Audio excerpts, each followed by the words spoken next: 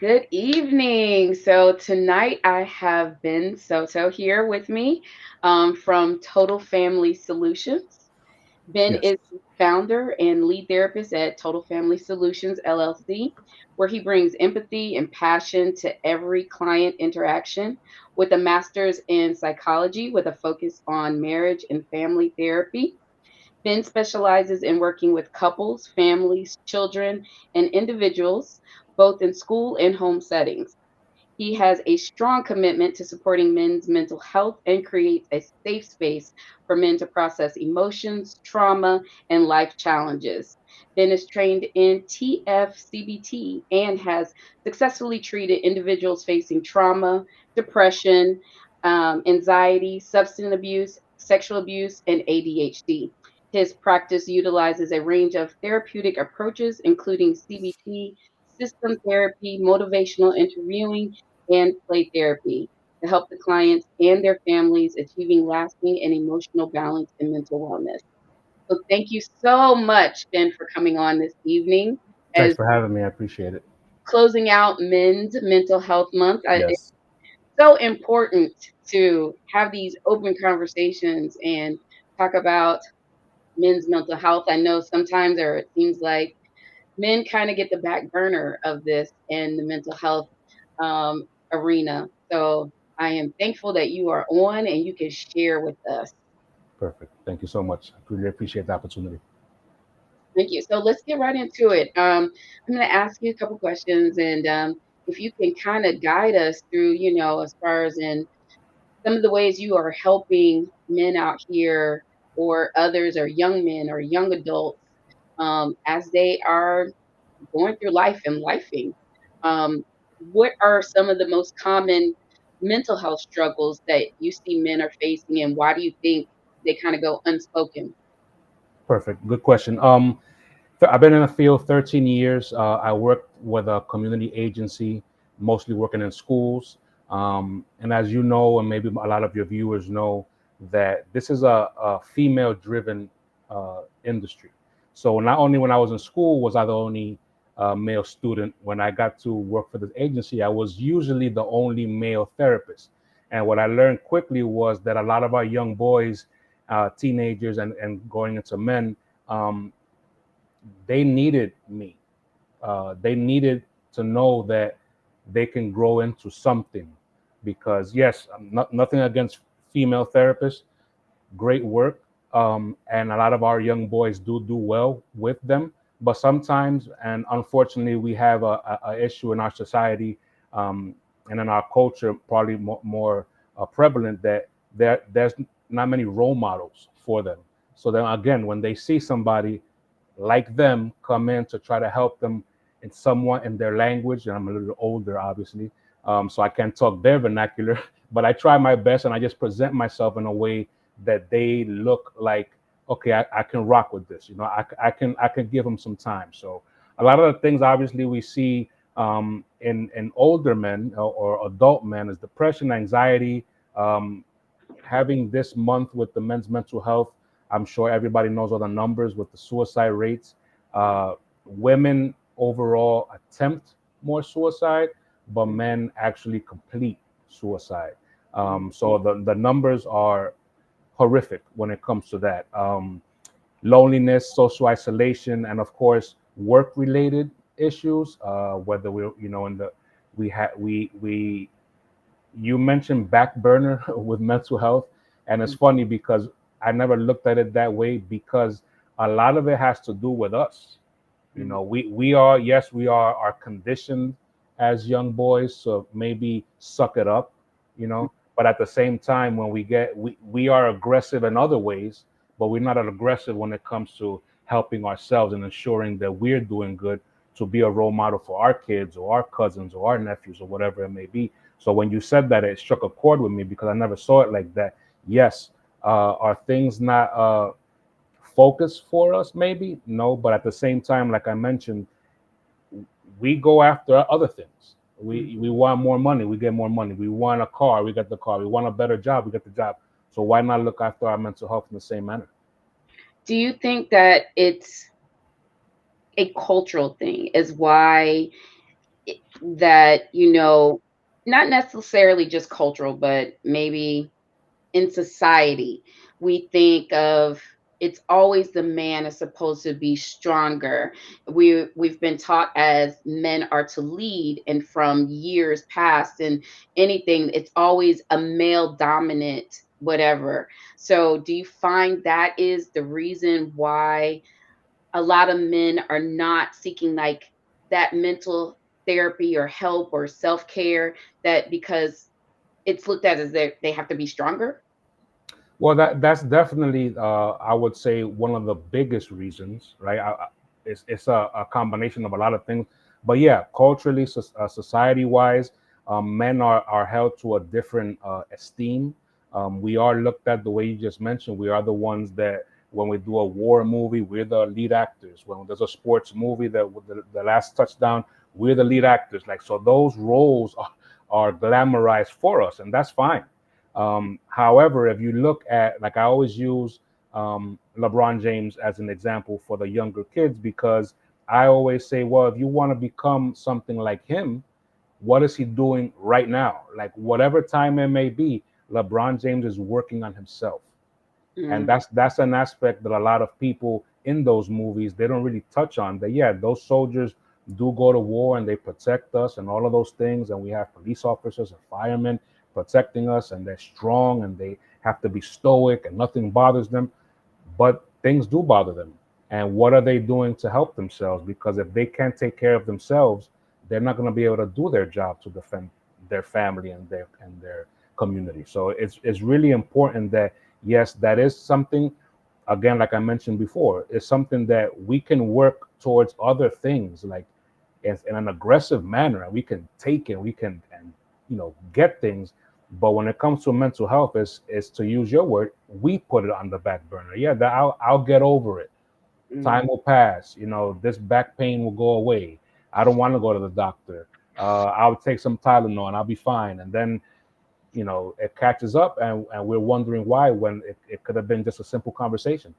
I think one of the things that you mentioned, culture, in our culture, we have a lot of what we call, like, the barbershop conversations. mm. And I'm sure when you go to a salon as well, you're there for a good minute. So there's things that are being spoken of Yeah. about the community, about yourself. I had a barber for over 20 years. We were family. We knew each other and we spoke. And he confided in me in a lot of things, and I did my best to support him. So we have these things. We just don't call it therapy, and Mm, it's not necessarily to replace therapy. But we can't say, "Oh, I went to the barber, I'm good." The barber is cool, but he's yeah. not a train. He's not a trained professional with years of experience and techniques and verbiage and all kind of stuff that can help you, because you need as many points of views as you can. You can't just rely on your barber. Your barber is cool. My barber was cool, Mm. but I still wanted to see my therapist. Well, that's good to know. Like Yeah, yeah, I always hear that there's those barber shop talks, and of course, I think it's a place where men can talk with men about yes, anything, and it's open, but it doesn't necessarily get down to the nitty gritty of what is bothering you. It kind of talks about, I guess, maybe that's where you have a support system and can exactly, kind of like exactly. talk about something, but not necessarily get down to like those traumatic things that happen Yeah, as a kid or whatever. Um, and I know we talked about, men being stoic and they're the lead or whatever, and it's a lot of masculinity that kind of goes with that.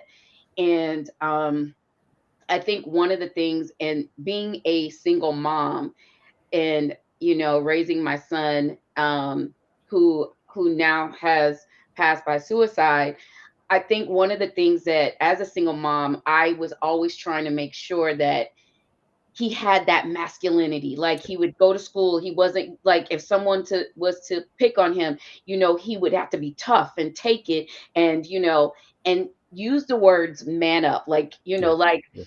like don't cry in front of them, you got to be strong and whatever. Do you find that that is some of the things that may be an issue? I see it differently now. I wish I saw it differently then.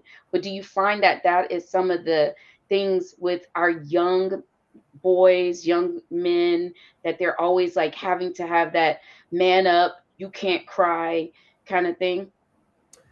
I see it as part of the issue. Yeah, I'm very much against labels. So when people use certain words, even with diagnosis, like I've seen a 7 year old and they'll come and say I have anxiety or I have ADHD, and my first question is, where did you hear that from? Because Mhm. you're entirely too young to know that, to have any type of understanding of what that really means. Yes, they might have it, but let's not um, label stuff so we can have a general, yeah, I have this. So when you say, when we say to our children to man up or to suck it up or to be a man, that's something of a generalized label where we want to say is, or what we should say rather, that you can express yourself, right? Mhm. Because the same way you want your kid to stop crying or to stop complaining or whatever the case may be, if you were to just give him space to express himself and what he's really feeling, it will be the equivalent of manning up, because then his tears will go away because he knows he has support, and that's all we really want. So I want to say that when, as parents, we say to our kids, man up or suck it up or anything to that effect, I think that speaks more about us. Maybe we don't know what to do. Maybe we don't know our child as much as we thought we did. Maybe we don't know what to do when we feel that way. So we're just repeating what we learned earlier. And that's something that does fall on us to learn. And that's, we have, you're a perfect resource. I have information. There's plenty of pages on social media that we can look at to get some kind of help. Mhm. Now we have chat GBT, and we have all this AI stuff that you can, I mean, it's here for us. So when we do it, I remember watching a movie where um, a kid said a story where he fell off his bike and was hurt, and the father hit him. Mhm. And the father later, as an adult, admitted to him that, I was scared, I didn't know what to do. And the kid was traumatized by this. And the father, good for him, but this was like 20 years too late, he admitted that, I just didn't know what to do. I was scared also. So, and we have to be able to model that behavior for our kids. When something doesn't go right, we can't lose it. We can't become so emotional. We can't become impulsive because our kids are looking at us 25 hours a day. And that's something that I've had to learn. I've had anger issues in the past, and once I had my child, I knew that I had to fix that, and I Mhm. have to model that for him. Right. When something goes against us, when the power goes out, when the car has a flat, when the food spoiled, whatever, I can't lose it because I need to model for him and for me. I don't, I don't want to lose it anymore. So I've had to do that, and it just takes a little bit of effort on our part, and it's totally possible. So one of the issues I have in working with children is never the child; it's always the parent, always. Mhm. How would you, I guess, tell a single mother, that is raising a son? And for me, I do believe that having a male figure or someone that is a role model for a young boy is needed. Um, as a mom, I can raise him, but I can't really show him how to be a man. That's kind of how I look at things. So, as a single mom or someone else that is a single mom, what would be some of the advice you would give as she's raising a son and within this society and everything that's going on? As I alluded to earlier, communication is key always. It's something that we overlook often. We again, if we don't know how to communicate, our kids will definitely not know how to communicate. So if you do some self reflection and figure out, I need help with communication, you can get a therapist, right? And you can work with a therapist to fix your communication issues or wherever you feel you need more help. And in Mhm. doing so, you can again model that behavior for the other kids. So yes, is it easy for me to say, well, doesn't he have uncles or cousins or granddad? Sure, and that's great. That's fantastic. And yes, I would recommend that. But most of the time, it has to do again with the parent. A single mother can teach their son a lot of techniques, a lot of ways of being a young boy, even without being a boy. Is it a replacement for a dad? Not at all. But we can do other things. Big brothers, big sisters. They can join organized sports with good coaches. They maybe have a teacher at school or a counselor at school that's a male. Any of those things are readily available, but it's up to, again, us to do the legwork for them. And if we're lazy, yeah, it becomes more difficult, and we shouldn't do that. Not when it comes to our kids. Right. Um, Going to like another area, as far as in young men and men itself, what do you feel like are some of the signs that may be for like depression or anxiety, and they kind of get overlooked, um, that could be worked on, or to notice those signs? Good question. Well, going back to the term man up, and I don't want to sound like a broken record, but we usually say that when a kid is emotional, right? So a kid becomes emotional and they put a face and maybe they're crying and they're maybe cursing under their breath. And what is that in an adult, right? That's anger, right? Mm, That's irritability. Those things. An adult gets angry more often. We have to check that. There's a reason. Yes, they might have a trigger, but that trigger maybe has been there as your partner, as your car, something that you can either fix. And if you fix it and you're still angry, we have to check that. So being easily irritable is definitely a sign. mm, Um, Reckless behavior, right?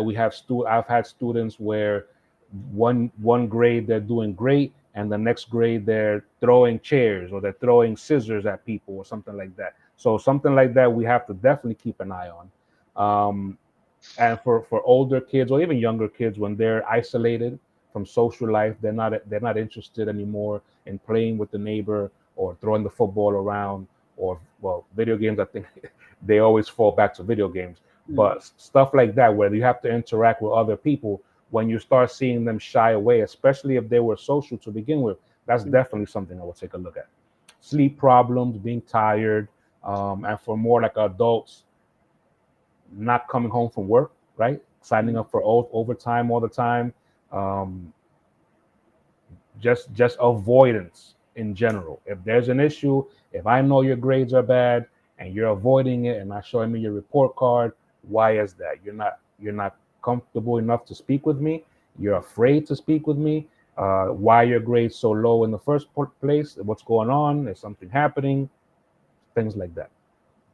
what do you think, as far as, or what would you recommend for like healthy coping skills for those things, or what can they do to de-stress, whether it's a kid, a teenager, or an adult? Um, 100% of my kids, boy or girl, one of the first, maybe the second question I ask the parents is, what do they do for physical activity, Mm, right? Uh, when I was growing up, gym looked different than it looks now. PE class, it looked different than it looks now. Um, After a certain age, the kids don't have a recess class anymore. So I looked at it. I remember when my son was in kindergarten, I would receive a text from the teacher every day. He wasn't sitting in his chair. He was walking around. And then of course, I was a little bit bothered by it. But then I think he's 5 years old. I don't want to sit in a chair all day. So I get it. So these kids need an outlet. They're in school 8, 9 hours a day. Um, they need something, whether it's an organized sport, gymnastics, jujitsu, football, baseball, basketball. It gets them moving physically and mm, it gets them interacting. I think the most important part, interacting with other kids. They need that feedback. They need to know, okay, well, if I do this, the other kids might not like me because I'm doing it wrong. So what is the right way? So, mhm, right, it's important. Yes, I'm not saying to just throw them in the park and let them go crazy. To make sure that you do have a good organization. That, yeah, this football team is known for having 7 coaches for each side of the ball. So there's a plethora of men there teaching, not just using these kids to give them NFL dreams. They're mm, using their bodies to exert energy. So when they get home, they don't have time for any of those things: anxiety, depression, ADHD, none of that. So that's my number one thing always, and for little girls as well. And it's very good when the parents listen. I understand sometimes there's financial restraints, Hmm. And in that case, there are organizations that do help with that. Again, we just have to do the legwork. Yeah, that makes sense.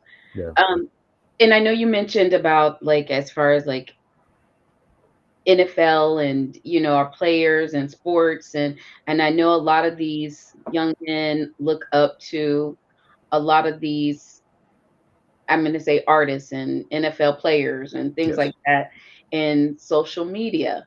What do you think? How much do you think social media and how things are today kind of like work or go with, some of these things that might be where men or young men don't want to like seek therapy, or they see themselves as one way and or they should be somewhere else, or they see all of this and it kind of depresses them, that kind of thing. Yeah, that's tough. Social media and me and kids are not. I'm not a fan at all. My son is 13. He got a phone, I think, last year, and it was not my idea. But there are controls, right? You can control the phone. You can put boundaries on the phone. I forgot there's a word like a parenting thing that you can't see certain material, certain sites. So it's Mhm. possible. But yes, they're gonna get the images and information from somewhere.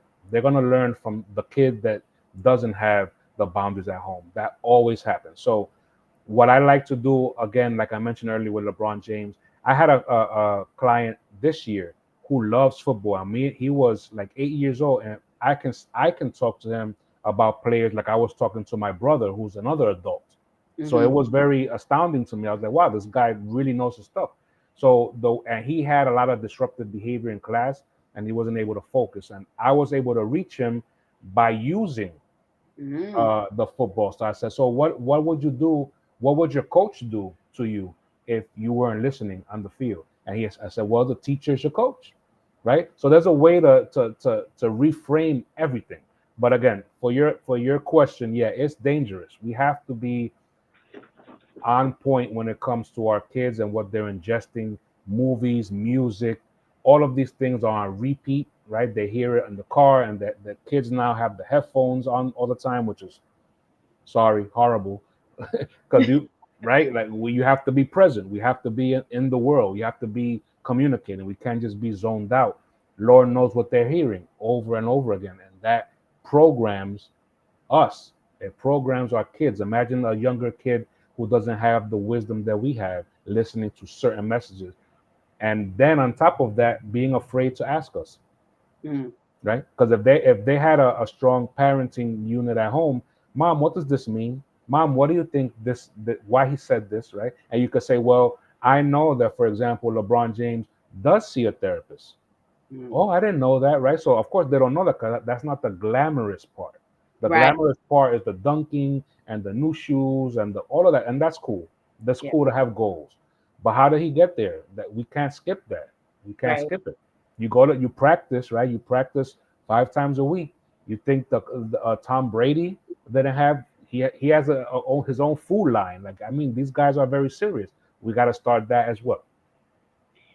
Do you, and this is me personally, how I see it now, as far as therapy, we take our kids for their annual checkups, we go for our own annual checkups. I kind of feel now that I see things a little differently, that we need a mental checkup, Yes. whether it's once a month, every 3 months. Like, how do you feel about and in that aspect of it? Would you say that's something that we should start doing? That's a fantastic idea. I never thought of it that way. Um, I'm a therapist. My son is 13. I cannot be my son's therapist, right? So what I do is I have a support system, and Mhm. I can ask any of the school counselors at the schools that I work at. I work at those schools because we're a good team, and I'll ask them, can you please speak to my son and see where he's at? Just for that reason that you're mentioning, I just never worded it the way you did, but that makes a lot of sense. So again, we have a lot of resources available to us. If you saw any of the symptoms that I mentioned, withdrawal from social life, anger, irritability, talk to the teacher. Is he showing these signs as in class also? If it's a yes, speak to the counselor. You can make an appointment very easily, and then the counselor will give you more resources. And if therapy is something that is recommended, then that's when agencies like mine's come in, and we have a lot of people able to go into the schools and work.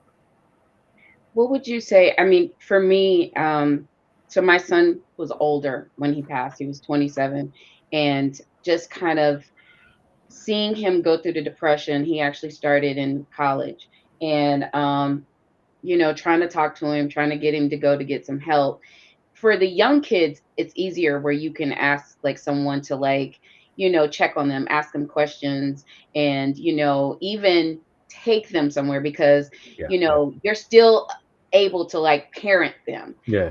What advice would you give a parent that has a young adult and they see these changes, like you said, and if they live at home and they see them kind of like isolating and because I saw that towards the end when I saw him, the depression getting even more, not wanting to get up, not wanting to go to work, sleeping all day and trying to get him help, but I can't make him. He was Yes. 27.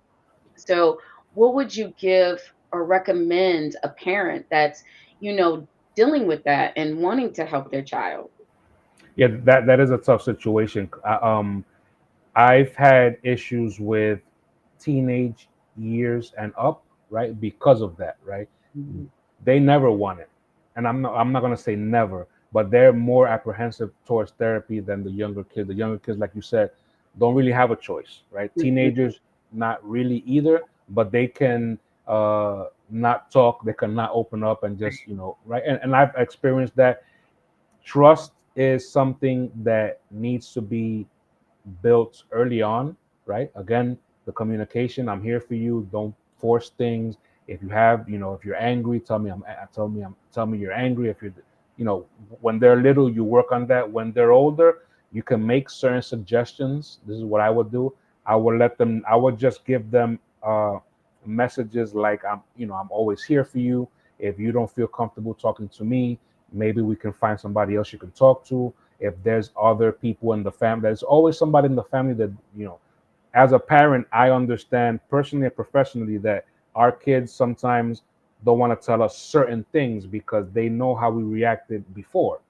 So they Mhm. might have an aunt that's they're more comfortable with, or an uncle or a cousin, and you can, hey, if you have something to say but don't want to say it to me, reach out to your cousin. And, I just don't want you to, I've noticed that you've been isolating more often lately. I've noticed you've been angry lately, and I want to get, if you need help, I want us to get help for both of us. Like this has to always be. I come from a systemic system where everybody's connected. Just like a car, you can't start the car without the battery, without the engine. That's just how it is. So Right. in the home, yeah, if you have a bad day, chances are your kids are going to have a bad day, and vice versa. But we can't just leave that alone. So yeah, that there is no simple answer to that. They're Mhm. adults, and unfortunately, a lot of the work for adults starts when they're born. Like we have to be more present when they're born and try to see those signs early on, and that trust that we build with our kids has to become optimal to where, what, mom, yeah, you're right. I've been not wanting to hang out with certain people because et cetera, et cetera. I feel more angry recently and I don't know why. And then the last point I want to make about that, with therapy, just like going back to barbers, you can have a bad barber, you Mm. can have a bad mechanic, you can have a bad therapist. Right. At the agency I started working with, we had a lot of therapists. Mhm. And quite honestly, there were some therapists, not to be stereotypical, but I would see how they would carry themselves, how they would speak, and I would say, well, that's maybe not a therapist that I would want handling my son. So my Right. point being, if they saw a therapist, you can't say, oh, therapy sucks. No, maybe that therapist wasn't as good for you. It wasn't a good fit, right? Right. My That's bar, the yeah. point. Yeah. So then That's the let's point. try another one. If you don't, let's interview there. You can we do 15-minute free calls, consultations. Let's see if we're a good match. I want somebody that's African American. I want a Latino therapist. I want a woman therapist.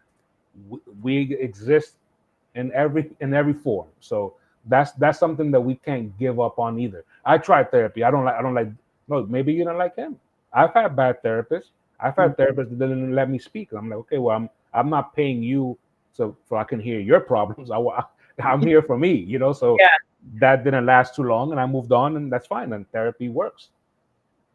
I think that's a good point because with the foundation, as we do the gift of therapy, one of the things that I stress is that we either have a directory of therapists that you can choose and feel comfortable with, and you tell me and I can refer, but you also have options where you can find someone that you feel comfortable with. And I Yeah, think that is very important that you have someone that you feel comfortable and can relate and feel like they are hearing you when you are, you know, asking them or telling them what's going on. So yeah. that is a great point that you brought up. Um, one of the things I wanted to know is how can, as we, family, friends, you know, others that are out there, how can we be supportive, as helping either our young men or our families when they're going through this, or how as others that are out here be supportive. It's very careful the messages that we're portraying, right? Mhm. We cannot be fake. We have to be genuine. With kids, kids have that sixth sense. No matter what you guys, no matter what anybody believes, they see through a lot of things because they have a lot of energy to observe us, right? So if we say one thing on Monday and then on Wednesday we say something else, they got it. They got us, and that's something that leads to a lack of trust, right? Mm, So the messages that we're portraying has to be consistent. mhm. So if somebody comes to me for support on Monday, and I'm like, yo, well, come to me on Wednesday, and we'll have more time. We'll talk about it. Then Wednesday, I say, well, come to me, and it's like, okay, now I'm pushing this kid away, right? Yeah, Or if one day I say, oh, you got to make sure you listen to your mom because your mom, that's your mom, and then the next day I say, oh, I can't stand your mom, so then now we're confusing the kid, yeah. right? So we have to be very careful how we're portraying them. We could say simple. I learned this when I had a loss in my a personal loss where you don't have to say a lot. If you don't know what to say, please don't say much because you're going to do more damage than if you just stayed quiet, right? When you lose somebody and somebody starts talking to you and saying things that maybe we don't agree with, it's like this is the last point in my life I would like to hear these words. You don't have to say anything. I'm sorry for your loss. I'm here if you need me. Period. Same thing with that. If your kid, listen, I know you're going through a tough time. You failed the test. You didn't make the team. Whatever it may be. I'm here if you need me. And Mhm. if you don't feel comfortable talking to me, go talk to your cousin. And if you don't feel, we'll figure it out. We'll try harder next time. That's it. But we cannot. We have to be very, very careful with the messages we're giving because they're looking at us, and that's their job. They don't have all the crap we have in our head. They're pretty empty up there, and all of that is absorbing what we're doing. So if we're having a bad day, they have to say, okay, when dad has a bad day, he drinks. When Mhm. dad has a bad day, he punches the like. No, no, we have to be very wary of what we're showing our kids. And if we're not good at it, like I'm not good at math, I'm not gonna teach my kid math. There's tutors. Simple as that. If you cannot communicate, learn how to communicate. If you don't want to do that, let's make sure that your kid does because somebody out here is always willing to help. Always, I guarantee. If your school is not a good school, because that also exists, Mm. there's other staff. It's just online. Look how did we meet? I Yeah. don't I don't know where you live. We don't live close. Okay, look at how we're talking. Like it's extremely. There are no more excuses. I do outpatient as well, so I go in the field, and with Mm. my adults, I do telehealth. You Okay. you have a busy life. Okay, I'll meet you during lunch. I'll meet you on the way home during traffic. Let's go. The help is there, but again, to your point, to your question, we have to be mindful of us. It starts with us always. I always tell my parents, Mom, if you're not okay, your kid is not going to be okay. You Mm. can't come home angry at your job and curse and this and that and then expect your kid to go to school and have a positive outlook. We have to model that behavior, or at least, yeah, I'm not saying you don't have a bad day, but show your kid how to have a bad day. You failed the test. Okay, let's process that. What does that mean? What can we do better next time? How would you relate that to our young adults or men that, are trying to process life right now, and they don't really have like mom or dad, but they're trying to process this on their own, and it's just like it seems like this is just very hard. Yeah. How can we support them, or how would you tell them to like process this? One of the questions you asked earlier about how to deal with, and I immediately went to the physical aspect because it's easier, right? Even for someone older like me, I go to the gym not to impress anybody. I go to the gym because I have a lot of anxiety and I Mhm. want to get rid of it. And I Yeah. go to the gym and I love it. I'm there an hour and a half. I have my music on. Don't talk to me. I'm lifting weights. I come out of there feeling like a new man, right? I'm right there But with yeah. So the other side of that, right? Before social media, when I was in high school, I'm not much of an avid reader, but when I get something that interests me, I love history. So when Mhm. I get a book about, for example, the book of Malcolm X, I've read it like 3 times. I went to a high school in New York. I'm from New York. In New York, that was very Muslim based for some reason. I didn't realize that till after I went, Mhm. but it coincided with the movie Malcolm X. So this whole time, it just, we have to look for our interests and we have to go after those interests. We can't sit back and be on YouTube all day. And even though YouTube is a great source of learning, there's a lot of distraction there also. Nothing wrong with a good book. There's nothing wrong with researching stuff. That may sound corny to some, but it works, Mhm. right? If you don't have the people in your life, you can look for organizations that Mhm. have groups already intact that you can join. And if you think that you have some weird one out of a million uh, issue, you don't. There are millions of people having the same issue you Right. have. Like, it, me doing therapy, that was the one of the first things that slapped me in the face and said, "Wow, I think I have issues. This person has the same issue, and Yeah. he's doing fine." Or this person has the same issue. I mean, how? So that commonality is there. You can Google young men who need guidance. Mm. You have to be careful and be use a lot of discernment in what you're Right. reading, but it's there.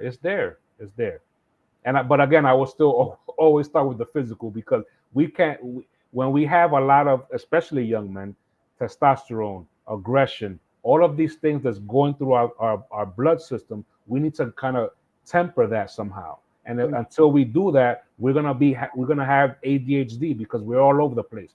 Let's take care of that. Let's go to the gym. Let's go for a walk. We live in Florida. It's crazy hot. Go for a walk. Get some of that sweat. Get all those toxins out. Then late sit down and read a book and see what interests you. What do you want to do for a living? Go find a group of people that do that and see if you can follow them and shadow them and see what if you really like that. There's just a lot of options. We have to not be lazy with it. We have to go for it. Those are great tools to and resources to kind of help us. I want to thank you so much for coming on and talking about it. And we're closing out, Men's Mental Health Month, but I do believe mental health is all year round. I know Yes, that we always say mental health is one month, and we say men's mental health, but mental health is all year round, every day, every every day. every single day. What message or reminder would you give every man that's listening to walk away with? You're not alone. You're not alone. There are a lot of stressors in this world that will make you feel alone, Mm. but you're not. You may, again, something happens to you. Your reaction immediately is to shut down. That's okay, right? Let's limit that time. Let's limit that before we ask for help. If you need a ride, somebody will give you a ride, right? You're not alone. That's the thing that men, and I've encountered. I was like that myself, and I still am to a certain point. I need my 5 minutes. Give me my Mm. 5 minutes, right? Let me chill for a second. And I'm not figuring nothing out. I need to come down from whatever happened. Then I can speak. Today I had a bad day because Mhm. that's it. Me letting it out. Will the problem go away? Maybe not, but it's gonna be less. It's not gonna be occupying my entire thing. So you don't have to go it alone. You just don't. That's the number one thing. And I think, like I mentioned earlier, when you said back burner, I think we do that to ourselves more often than it's done to us, and Mhm. that's not cool. Because I'm here. I'm proof positive. I'm here. There are many like me. There are many better than me. There are organizations like yours that's doing wonderful work in the community. We're here. Yeah. You can find the statistics of a quarterback of the Hurricanes in 1986. You you can find a therapist. I hear that. Yeah, yeah. There are therapists out here. There are people out here, support systems. Before we go, how can everyone reach you? Are you open for taking patients, at this time? So that way, if someone wanted to contact you, do you have availability, or someone else within your organization will be able to help them? And how can they reach you? I like to say I'm always available. I'm not, but I am available now. Summertime for therapists is slow because school's out, vacations are happening, family, whatever. So I understand that. I do have space available. The same way I found you, Instagram is number one. Total Family Solutions, LLC. Okay. Um, my phone number is 954-546-0212, and let's have a talk.